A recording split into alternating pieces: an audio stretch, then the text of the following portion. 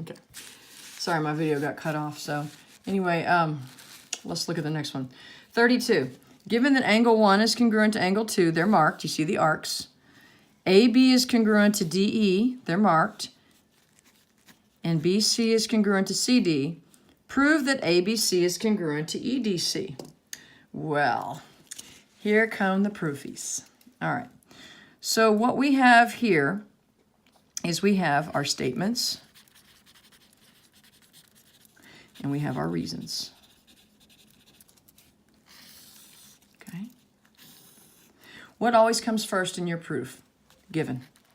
So I'm going to start off with angle 1 is congruent to angle 2. And you know me, I like putting all the givens separately because you don't always use them all at the same time. That's given. That doesn't really help me out any either, okay? Now, well, actually it does. And there's several ways you can prove this. This is what's kind of tricky about these proofs. I'm going to use angle 1 and angle 2 to do this proof a little bit more difficult. Not more difficult, but a little bit different approach. Because angle 1 and angle 2 are congruent, what do I know about angle 1 and angle 2? What kind of angles are they? They're alternate interior, right? They're alternate interior angles. That's by the definition of alternate interior. Okay. All right. Well, because they're alternate interior and they're congruent, what can I say about AB? That means AB is now parallel to DE because of the alternate interior angle theorem. If the alternate interior angle theorem converse. Because if the alternate interior angles are congruent, then the lines are parallel. We're conversing it. The theorem itself says if the lines are parallel, then the angles are congruent. Okay. Since the lines are parallel, what can I say about these guys? The lines are parallel. That means that angle B and angle D, and I'm going to skip a step here, are congruent because of the alternate interior angle theorem. Here, I said the lines were parallel because of the angles. That's why it's the converse. Here, I'm saying the angles are congruent because of the parallel. So now what do I have? I can now say that triangle ABC is congruent to triangle EDC by what? Angle, side angle. Okay, that's one option. That's one option. But I'm going to do the one that's probably going to be the easiest for you guys. And so we'll start it over. I've got my statements and reasons again. I'm giving you two alternate ways. There's always more than one way to do it. So my statements and reasons. So number 1, angle 1 is congruent to angle 2. That is given. AB is congruent to DE. That is given. Again, I like to do all of the givens separately because you don't always use them at the same time. Well, in this case, you use them all at the same time, so they all go in a row because they're not telling you anything else. Now, what are these guys? I'm going to go back and I'm going to erase this because we're going to assume we don't know this. This was for the other proof. Angle BCA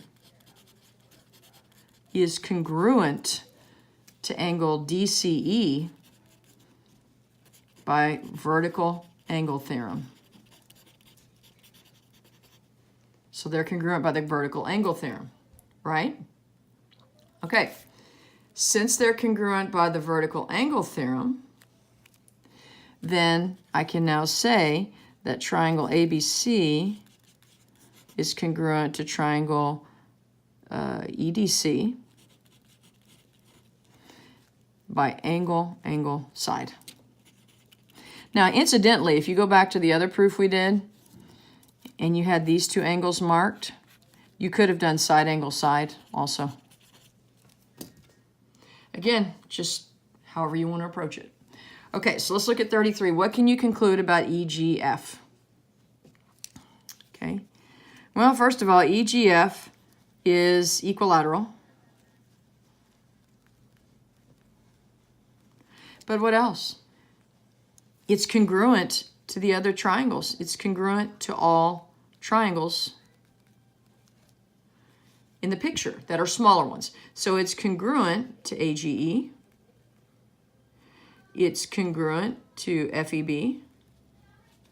It's congruent to CGF. They're all marked the same.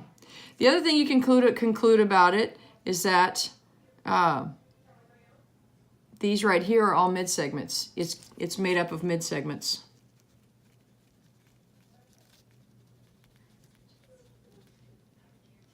Okay? All right, so let's look at 34.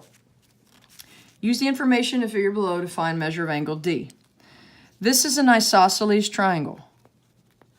When you have an isosceles triangle, you have what we call the base angles theorem. So if I've got two sides that are the same, the base angles theorem says the angles across from the two congruent sides are congruent. So since this side and this side are the same, so are the angles they are across from. Well, you can do the same thing here. That means this angle across from this side and this one across from this side are congruent. So what's the sum of the entire, all three angles of a triangle is 180. Let's subtract that 124. Okay, and that gives me 56 degrees to spend between these two. Now 56 has to be spent evenly. They have to be the same because, is that my iPad? No. Okay, sorry, talking to my 7-year-old. So you have 56 divided by 2, which is 28 degrees. So that means each of these guys has to be 28. So the measure of angle D is 28 degrees. Again, in an isosceles triangle, the base angles theorem says they're the same. So when you're in a triangle, anytime you have two sides that are the same, the two angles there across from are the same as well.